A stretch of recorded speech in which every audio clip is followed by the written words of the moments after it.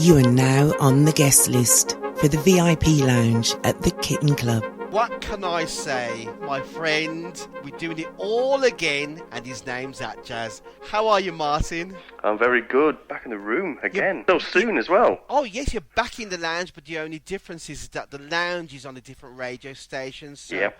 what I'm going to do, with all our brand new listeners here, all four of us... I'm listening as well. I'm listening. With all our brand new listeners, what I'm going to do, let's start from the beginning. The biggest question I'm going to have to ask is, how did you get that wicked name, Atjazz? Oh, I find it a little bit embarrassing these days, to be honest. But yeah, I totally thiefed it from my Top Cat cartoon. There was a Top Cat's kind of arch enemy is called Jazz, and he took his girlfriend away from him, wooed her away, and Top Cat went round and banged on his door and said, you know, basically, what's the crack? And they had a bit of a to-do, and he said, what's your name anyway? And he goes, Jazz, A-T, Jazz. And he says, well, what does the A-T stand for? And he says, all that. And slams the door in his face. So it just means all that jazz. I mean, you know, for me, jazz music is, some people find it difficult to explain, but I find jazz music is music of expression. And I definitely have a lot of expression and jazz influences in my music, even though it's not, you know, drummer, bass, guitar, piano. So, yeah, it's kind of fitting for me. Okay. So, talking about instruments, let's talk about your early influence. What instruments can you play?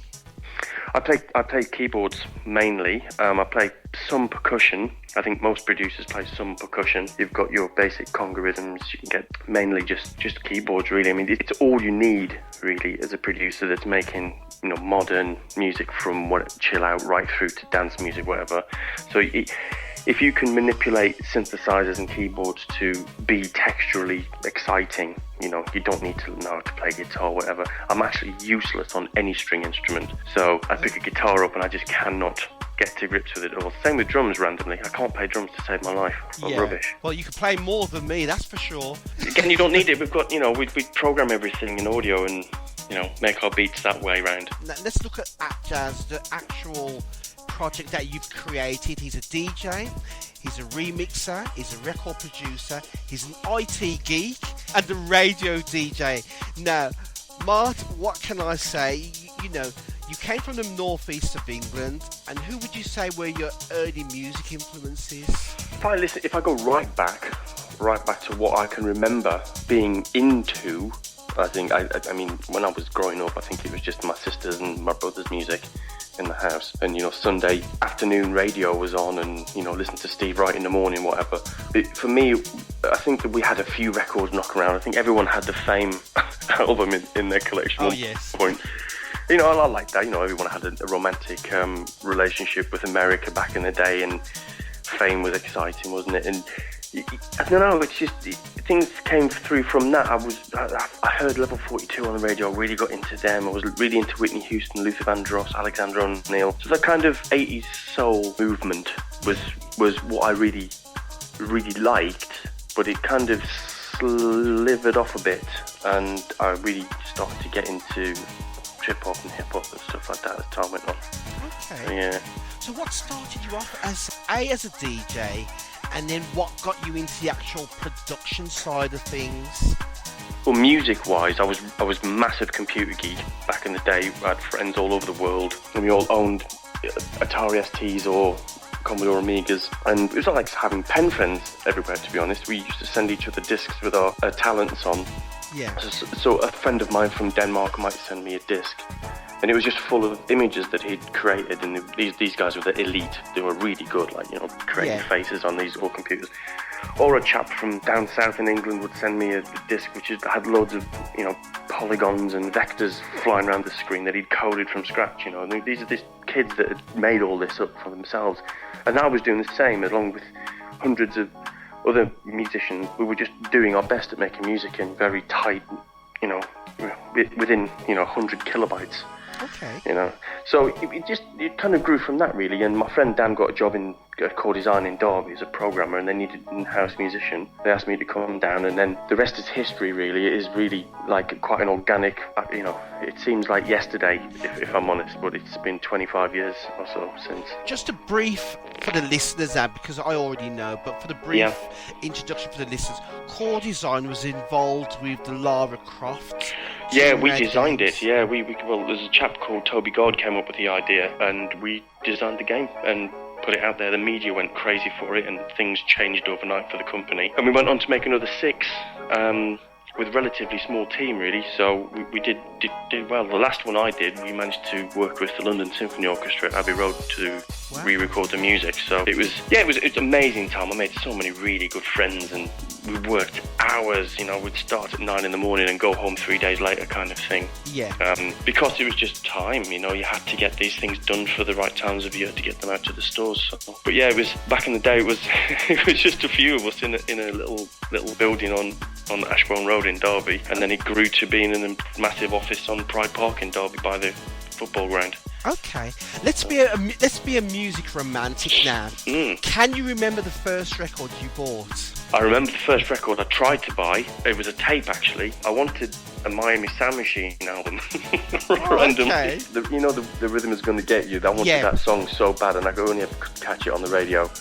And I went to W.H. Smith in the town where I grew up, and I said I was really nervous. I was only young, about 13 or something. Yeah.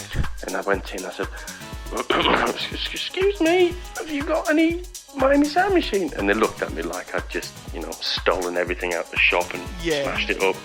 So I turned around and walked away. I actually never ever got hold of that record, so if anybody wants to donate one for me, that'd be great. It's quite funny. I used to work in a record shop selling them, so you should have asked me then. Time goes by. Well, okay, so what about the start of the legend, Martin Atjazz? When did the DJ legend started to develop? Well, I don't know whether I'm a legend, but... yes, you are. Right, yes, maybe to some. I used to actually visit Leamington Spa with a bunch of the guys up here from Core Design. We went down to Leamington Spa to hang out with the guys that were working at another video games company down there. And it wasn't Gremlin, it was something. Codemasters it was. We were really good friends with all the Codemasters guys, and we used to go down there on a Friday night, get some beers in, order pizzas, and literally play Street Fighter all night. And there would be 2 guys, Graham and Toby, DJing, and I just used to watch them, thinking to myself, I want this, I want to do that. Now I'm making music, I'm not releasing music obviously, because at this point I didn't even know what that meant, but I just wanted to be these guys. So I saved up some money and got myself a couple of belt drive turntables, which were absolutely awful. Yeah, I soon saved up again and got myself some Technics, but it just all changed. When I got my Technics, I just started buying loads of hip-hop and learned how to do scratching and cutting and things like that. So it must have been around about 1993 or 94 when I really started to get into DJing. And I used to DJ in Derby, used to have a couple of residencies. I was a resident DJ in the back room of Progress for quite some time with a friend of mine called Rob Webster. Oh, yeah. And the Progress went massive, it was down in Ibiza for quite some time. That's where Renaissance started as well, actually. Yeah.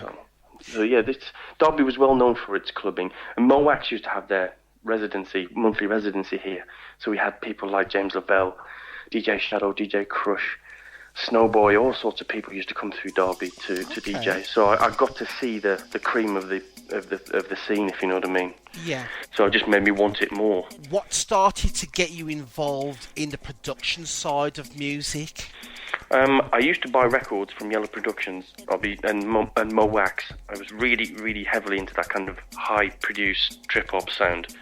I mean, they were the 2 labels that, for me, tore everything apart, really, when that kind of trip-hop movement happened. And being a musician, I wanted to kind of recreate that in my own way, so I was making beats and as best I could in that sort of style.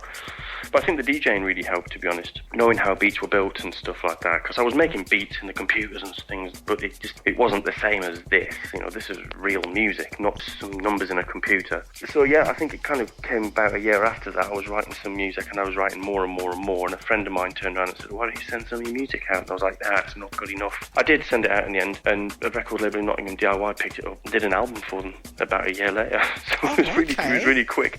So it was, it was a very sharp upwards learning curve for me. I had to do things quickly, and you know, I finished things that weren't finished, if you know what I mean, as well. Yeah. So I wish I'd had the know-how in retrospect to kind of get things into a more finished state. But, you know, we're rough around the edges. It's fine. So now that the production side, also the creative side of you musically started to develop now. Mm-hmm. Now, after the release of the first album, when did people really start to take notice of you as a DJ as well as a record artist? I was getting a few gigs, but it was those gigs you do because you want to do them, so I wasn't getting paid for anything, and you always pay your own travel and whatever. So I was going to London, playing in the back room for DIY parties, and over in Nottingham for DIY parties, and it just kind of every now and again picked up. I got a gig, you know, you meet people and they go, oh, come over to here and do this,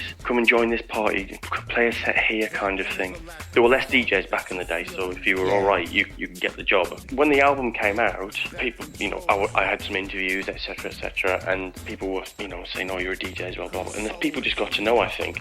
I released a song called Harmony, and that got a lot of ears pricked up, and Giles Peterson championed that on Radio 1, which was really cool. And that kind of helped me get a little bit more of a foot in the door, really, as a DJ and a performer, and just as someone that's there doing this, you know, rather than just some music trickling out and you never see who it is. I'm all up for the getting on stage and performing this stuff, and I don't know, I've got this want and yearning to keep going and changing, and I think it just happened. Actually, it's really quite a cloudy area for me. I can't really remember what my first big gig was, if you know what I mean. But I remember my album came out in 1998, and I remember in 2000 I was asked to play Sonar Festival. I think that was one of my first big ones. But I used to play in Paris quite a bit at the Rex Club, and Laurent Garnier used to come out and jump around in front of me because he was a big fan of me as a DJ. And that was quite good back in the day because he was still, you know, A&R man at F Communications and, you know, all that Saint-Germain stuff, blah, blah, blah.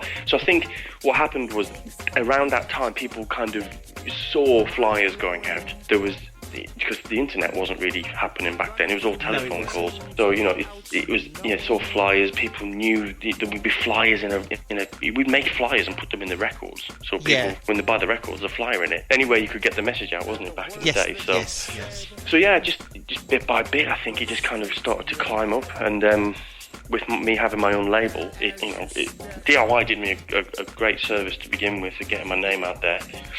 Was the label Mantis Recordings?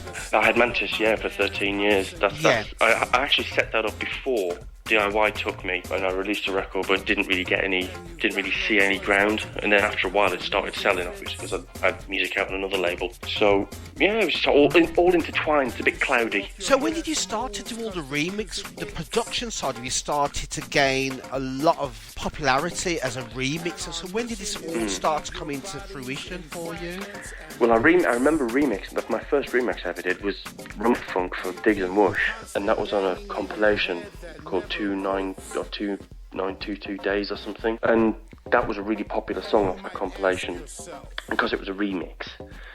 I got coined as a, you know, obviously you can do that job if you want Martin to do it, he'll do it, kind of thing. Yeah. So yeah, I just kind of pushed myself out there to say to people, I'll do a remix for you, you know.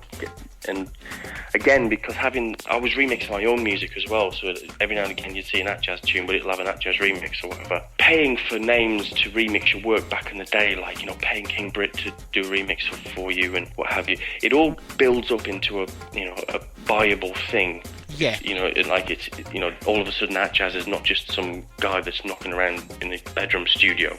Yeah. He's actually doing decent, heavy, big work. I remember one thing actually I did. A friend of mine was working for a magazine in Japan called LA King. They would come over to England and all around Europe, and he's actually an English guy from Derbyshire as well. Okay. He used to kind of help people hook up things, and he said, do you want to speak to the guys at Yellow? And I was like, oh God, you can't put me through that kind of, you know, embarrassment. And he called the guys, and we made an effort, and we flew to Paris and went and had a meeting with DJ Yellow and Bob Sinclair, Alan Ho and Chris Lafayette, and they said, do you like Brazilian music? I was like, yeah. And they said, well, do you want to remix this Little Big B tune? And we're doing. I was like, okay, let's do that. And then after that, they asked me to remix Bob Sinclair from his first album. That really, then the phone started to ring a bit, you know. So yeah, it's hard looking back. All of a sudden you ask a question, you've got to look back in a few minutes to remember everything. I understand. It's difficult, but it's quite nice. It brings a smile to my face to remember I've done all these things anyway. Well, the lovely thing that you've done a variety of remix projects with a lot of big artists. You've done stuff with Jazz Nova, you've done stuff with Omar, you've done stuff with Leon Ware, you've done countless stuff with Spen. You've done an absolute load without even starting to go through the names. With yourself, because you briefly mentioned something, who do you get the most buzz out of? Atjazz the DJ or Atjazz the producer? I think if we're talking about fulfillment, I think releasing my own music, which I don't get to do often. Yeah. Because I know when it's me, the weight it has for me and the weight it has for other people, because I don't, there's a lot of remixes out there. There's a lot of releases on my record label, but there aren't a lot of Atjazz releases out there. If you look at my actual discography, it's really not that big compared to the amount of 300 plus remixes I've done. It's ridiculous. But, having your name stuck to loads of other people's names has obviously done me really good favour, Oh, yes, I've just remixed the new Sancho Man single for his new single, so okay, that's my biggest, to this point, my biggest claim to fame, because it's someone who I thought was untouchable contacted me, and I was able to go to London to meet him, and we had coffees and chatted about music, and he wanted me to be the first person to remix his new material, so that was amazing. So that's kind of, it's work. I would say, it's dope, I can go in the studio and bang out some beats, but it's not that at all. That was stressful. I understand. Really stressful. And, he hasn't had an album out for 15 years, and the last one was on Blue Note, so big things. But yeah, so I'm allowed to talk about that now. It was a secret for a fair few weeks, but now the word is out, so that's good. Things like that I do get a buzz out of the remix thing, but it is work. But like I say, DJing is awesome. There's nothing, as brilliant as a bunch of people enjoying your entertainment. I mean, but it's so different to being a producer or a remixer. It has to be separate, I think. Okay. You've performed all over the world now, Where would you say has been your favourite experiences? I'd say I've really enjoyed playing at Sunshine Beat Festival in Croatia. That's really good. I wouldn't say it's number one. I would say South Africa's probably pipped that to the post. Okay. Just in general, because it's house music is pop music in South Africa, so you literally have crowds of people scraping at the doors to get in and banging on your car as you get dropped off.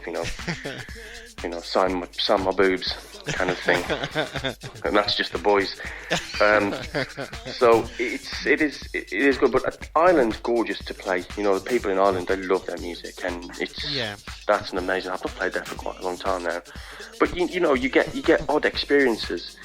I played this awesome party last year in Brazil, in Sao Paulo, called Soul Set. I didn't know what to expect, and the party starts at 5 o'clock in the afternoon and finishes at 10 or something. And they just do it like that, and it's just, they enjoy the whole sunset vibe and dance to cool music until it goes dark, and then everybody goes home. What about America? How have you found the American experience? I've only been to the States once for a fun gig. It's all it was. It wasn't like an advertised event. Charles Webster was living there for 6 months and asked me to go over and play Cielo in New York. He had his residency for a while. And it was really cool, but it was 2006, and that's the last time I was in the States, so a long time ago. I mean, we briefly spoke about this before, because you have an amazing relationship with Charisma. Mm-hmm. It's as though I've watched you quite a few times playing together now, and it seems as though you have a telepathic link with each other on the creative side. I think it's just the energy of fear that you're going to mess up that keeps us going. No, Chris and I are both incredibly complex characters, and it takes one to know one kind of thing, and we met each other in, oh my goodness, it must have been 2007, 2008, something like that. And Sinbad brought him up to the studio, and we've been in touch ever since. We've become really good friends in that time. It's I like that, friendships grow, gently. It's a friendship for life kind of thing. But, we just, we like drinking wine together as well. That's always very nice. It's not always about music, because if it is just about music, I think it could, then it's just business. The music won't be there. That's why we don't do a lot of releases, because generally when we're together, because we don't see each other for that often, it's about eating and talking, drinking wine. But yeah, performing with Chris is just phenomenal. Being on stage with Charisma. Okay. I say no more. That's true. That is true. I mean, you've recently done some projects on the Local Talk and Yoruba label. For 2015, what can we see coming out from both Atjazz and Martin Iverson? Well, Atjazz, the label's it's already halfway through, but we've got 28 releases this year, so that's a big thing for us, because that's a record for us to get that many. I think for most labels to get 28 releases out in a year is a record. I'm making a Martin Iverson album at the minute. I'm actually going to go in the studio after this interview. Okay. So I just don't often get time to work at night, so being a dad and all. So yeah, I have to relish that, but the nighttime hours can create great odd things, where in the daytime again it's work. So yeah, I'm doing that. The Local Talk release, Foxtooth out now, has done really well. Hit number 1 on Traxsource, which is really cool, but for a few hours before Defected booted it off. But they do that though. Love them. But then I've got the remixes of Foxtooth are coming out in November, and that's by PC and Charisma as well. So okay. And they are good. Mad Mats actually played the PC remix of Foxtooth as one of the closing songs for Southport Weekend, the last one, which was very nice. I would imagine PC feels very proud of that. So brilliant. So there's a lot, man. It's a lot. Julian Gomes is in the summer as well for 6 weeks. We're mixing his album down. Got a few surprises to bring out later in the year. Lots of things going on. So when can we actually see Martin's album come out? Anytime? I'm planning on getting it ready to release for ADE in October, which would be the 16th of October. I'm hoping that will be the release date. All vinyl, CD and digital. Oh, all on the same day. All on the same day. So what sort of album can we expect to listen to? I'm not telling you that. I'm going to keep something as a secret.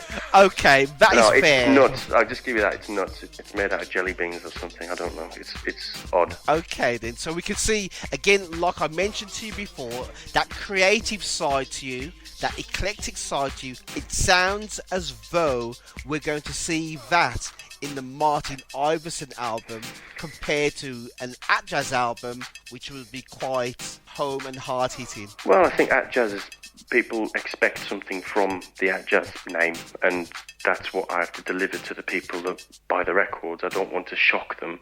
All of a sudden, they're not into the sound anymore. Where with Martin Iverson, I can only be myself with that project. I understand. Now, you've also introduced me to Side 2. Yes. If you could give me a brief explanation on like the projects that you're working together, how you met together, and the whole experience that you're going to present to the public in 2015, 2016. Well, Simon is an individual like no other. I don't think I've ever met anyone with a thirst for doing music as a career as much as Si. I thought I had a thirst for it, but he's given up his life to do this, where this, for me, it was an organic change. But he just went, nope, that's it. If I don't do it now, I'm not going to do it, so I'm just going to smash it. And he has. So what we're doing at the minute, I mean, Simon has been working with me for 10 years now. Originally, back in the day, he was over in Leicester at, I think he was at uni there, and there was a BBC bursary, and we put him through as one of the possibles for that. He came out basically shining and was one of the winners, and he was helping everyone else get through theirs. He's that kind of person. And yeah, he was interning at Mantis for quite some time, and at the same time using the studio, I was teaching him this, that and the other. He was listening and he was taking it all in.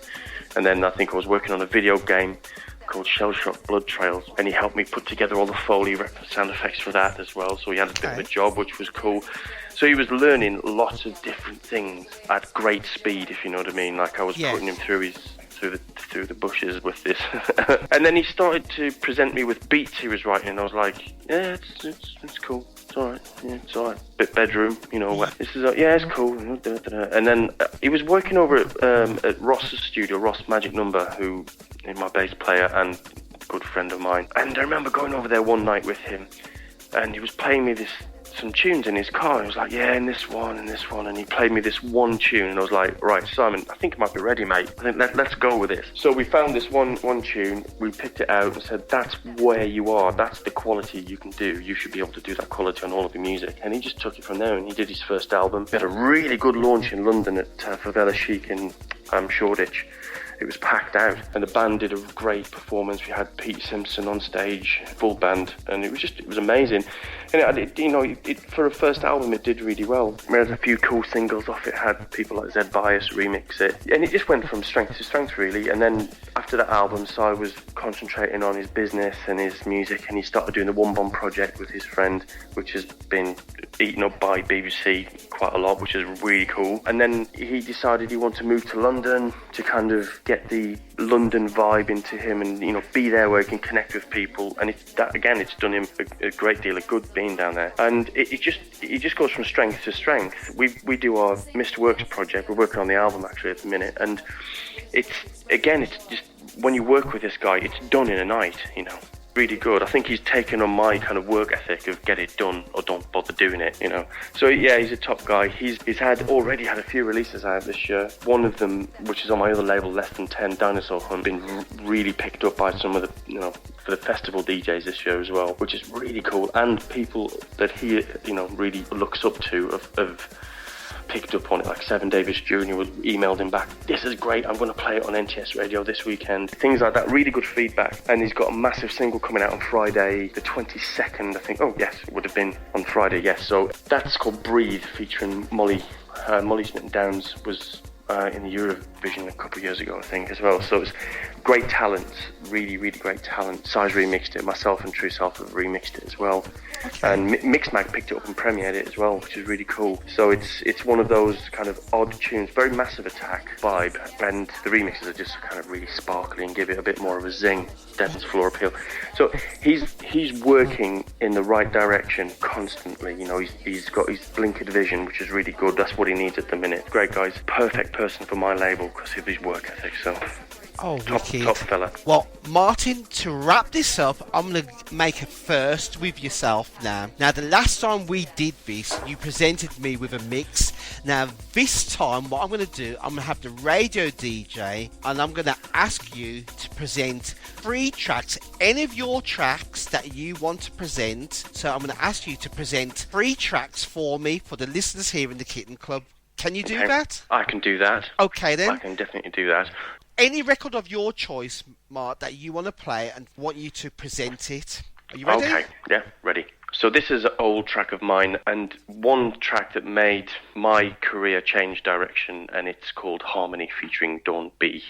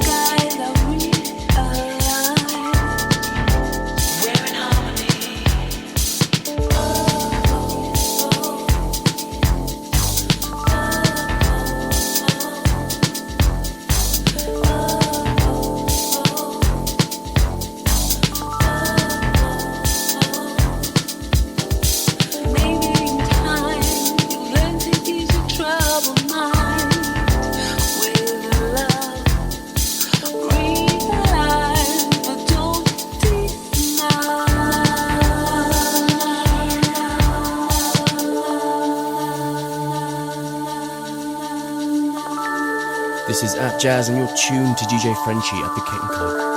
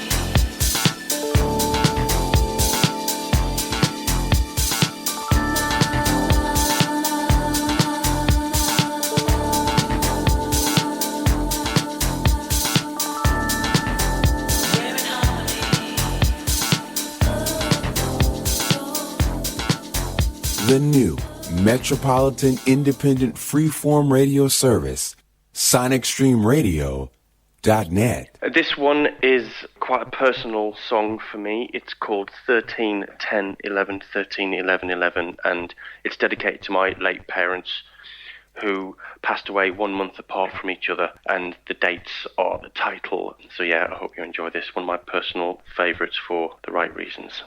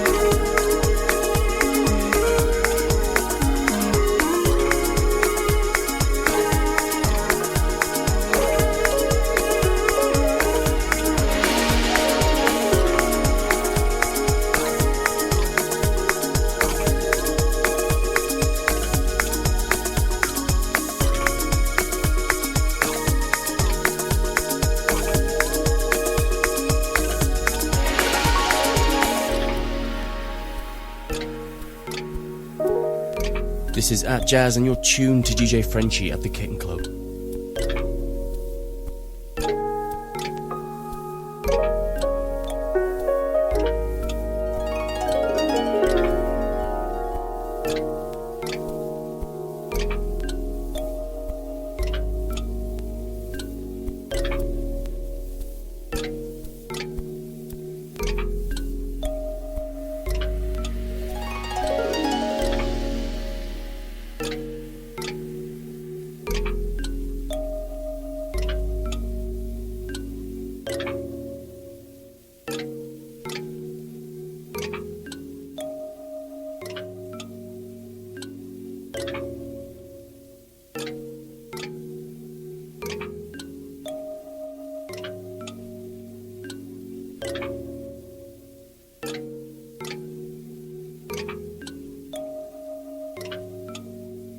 You are now on the guest list for the VIP lounge at the Kitten Club.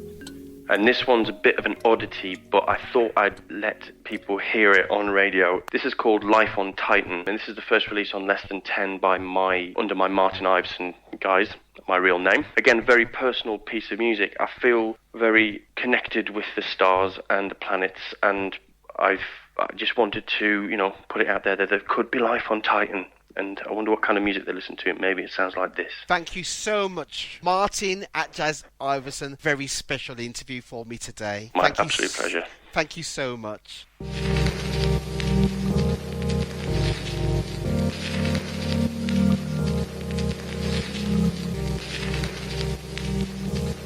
This is Atjazz and you're tuned to DJ Frenchie at the Kitten Club.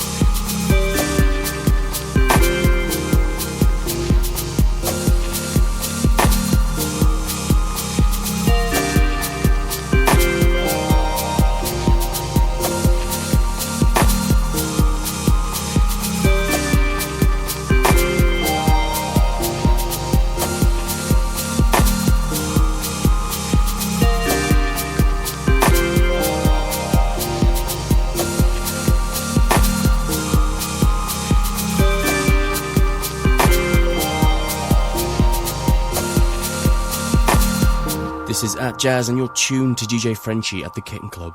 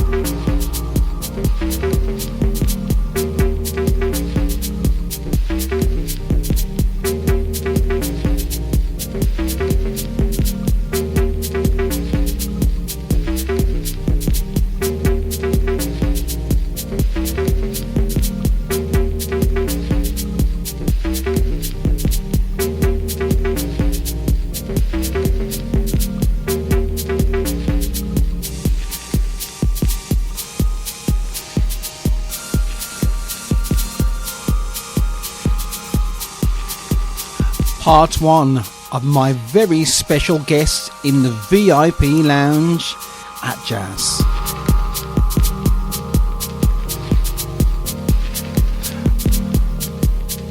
We're revisiting the Minehead memories of the Southport Weekend of Memories in commemoration. This is to number 52.